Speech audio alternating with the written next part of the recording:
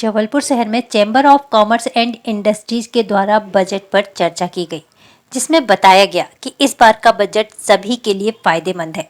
सबसे पहली बात, इनकम टैक्स पर 12 लाख रुपए की रियायत दी गई है, जिससे आम जनता को फायदा पहुंचेगा। साथ ही इलेक्ट्रॉनिक बैटरी पर छूट दी गई, जिससे मोबाइल और ई वाहनों की कीमतों में कमी आएगी। अलग अलग लोगों के द्वारा बजट को लेकर अलग अलग चर्चाएं की गई।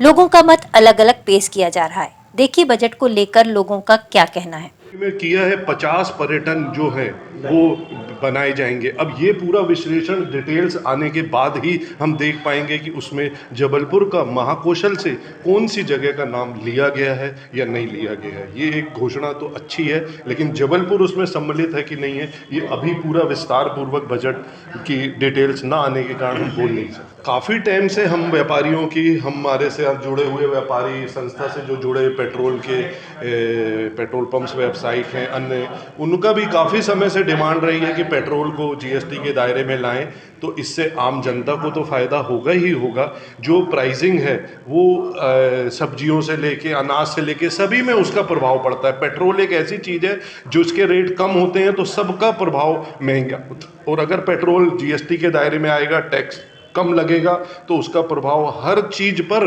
उसका रियायत होने की संभावना रहती है।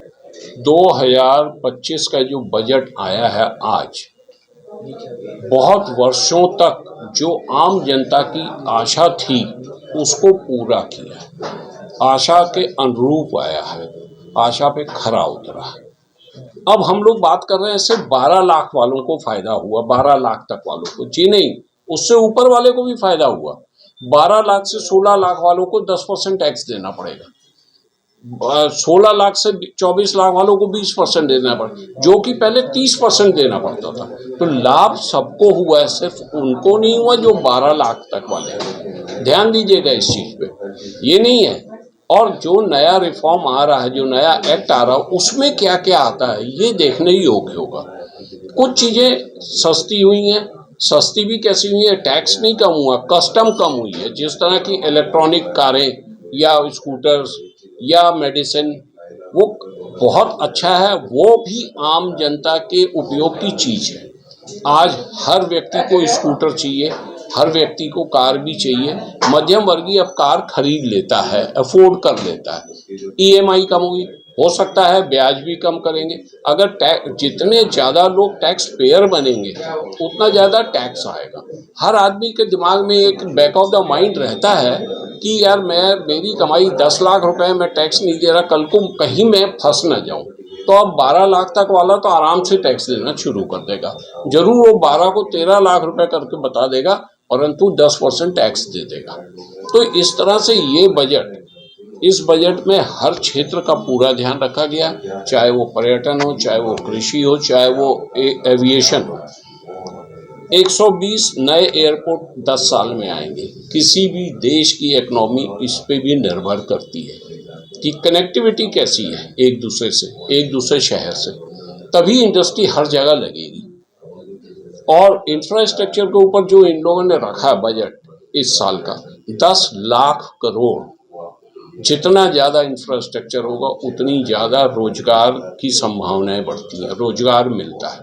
तो मेरे ख्याल से ये बजट बहुत अच्छा बजट है, आम जनता का बजट है, किसानों का बजट है, हर वर्ग का बजट है, ये नहीं कि किसी एक विशेष वर्ग का बजट है। निश्चित तौर से बहुत ही शानदार और भारत को एक नई दिशा देने के लिए ये बजट माननीय प्रधानमंत्री नरेंद्र मोदी जी के नेतृत्व में निर्मला सीतारमण जी के द्वारा पेश किया गया है। जो उन्होंने 4 इंजन की बात की है कि 4 इंजन के द्वारा वो भारत को एक नई ऊंचाइयों पर लेके जाएंगे, जिसमें कृषि, निवेश, एक्सपोर्ट, इंपोर्ट और एमएसएमई, ये 4 इंजन्स की बात की गई है, जिससे हमें भारत को अग्रणी देशों में लेके आना है। निश्चित तौर से बहुत ही शानदार बजट है। 12 लाख तक की इनकम पे कोई टैक्स नहीं है, और इससे बिजनेस क्लास के लोगों को भी उतना ही फ़ायदा है जितना एक नौकरी पेशा व्यक्ति के लिए है। सरकारी योजनाओं में बहुत फ़ायदा है। कृषि के क्षेत्र में उन्होंने काफ़ी काम करने का वादा किया है और पिछले कई वर्षों से ऐसा कार्य किया भी जा रहा है। तो बहुत ही अच्छा बजट है। बाकी स्टार्टअप्स के लिए भी बहुत अच्छा उन्होंने नई स्कीम्स लेके आई हैं और अब अगले एक हफ्ते में हमें पता चल जाएगा कि जैसे जैसे इस बजट का एलोकेशन होता है तो देखते हैं कि क्या बेस्ट हो सकता है। जी नमस्कार। आज का जो बजट आया है वो काफ़ी सराहनीय है। हर वर्ग के लोगों को देखते हुए ये बजट गवर्नमेंट ने पेश किया है। हम उनके लिए तहे दिल से शुक्रिया अदा करते हैं। स्पेशली यदि मध्यम वर्ग के लिए देखा जाए तो इनकम टैक्स में कुछ बचत हो जाती है तो काफ़ी ज़्यादा फ़ायदा है मध्यम वर्ग के मध्यम वर्ग को मिलता है। तो जैसे कि 12 लाख के टैक्स स्लैब पर अब लगभग कोई टैक्स नहीं देना पड़ेगा, तो ये बहुत खुशी की बात है। मध्यम वर्ग के चेहरे खुशी से खिल गए होंगे डेफिनेटली। स्टार्टअप की यदि बात करूं तो जो पहले गवर्नमेंट स्टार्टअप के लिए जो गारंटी स्कीम्स देती थी कि गारंटी कवर वो 10 करोड़ का देती थी, अब गवर्नमेंट ने उसको 20 करोड़ का प्रस्ताव कर दिया। तो ये एक और एक खुशी की बात है। जो नए स्टार्टअप अभी जो ऑलरेडी स्टार्टअप है और जो नए स्टार्टअप इसमें आने वाले हैं उनके लिए भी काफ़ी ये खुशी का विषय है। वैसे एजुकेशन में पिछले साल से 6.67% से ज़्यादा की इंक्रीज़ हुई है बजट एलोकेशन मनी में। 1.28 लाख करोड़ का बजट का फंड हमको एजुकेशन सेक्टर में मिला है स्पेशली। और स्टार्टअप में भी जैसा देखा कि इनकम टैक्स की बात हो रही है, 12 लाख से नीचे नहीं देना है कोई भी इनकम टैक्स। तो उससे फ़ायदा यही होगा कि हमको इन्वेस्टर ज़्यादा मिलेंगे।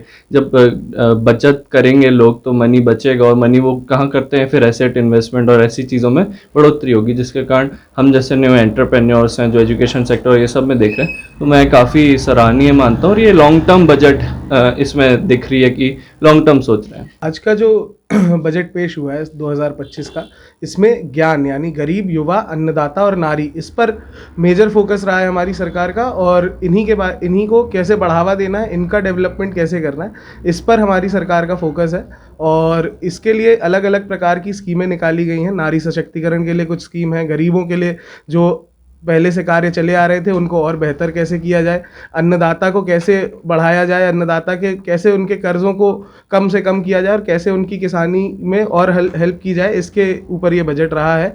और इसके अलावा एक्सपोर्ट को बढ़ावा देने की और कोशिश की गई है। एक्सपोर्ट के अलावा एमएसएमईज़ के लिए लोन्स, क्रेडिट गारंटीज़, अलग अलग स्कीमों के तहत कैसे उन्हें फंडिंग बेहतर से बेहतर दिलाई जा सके, इसके ऊपर फोकस है। मैन्युफैक्चरिंग कैसे बढ़ाई जा सके ताकि एक विकसित भारत जो हम विकसित भारत 2047 का सपना लेके चलते हैं उसके बारे में, उसकी तरफ ये बजट जो है वो बहुत ज़्यादा अग्रसर करता है भारत को।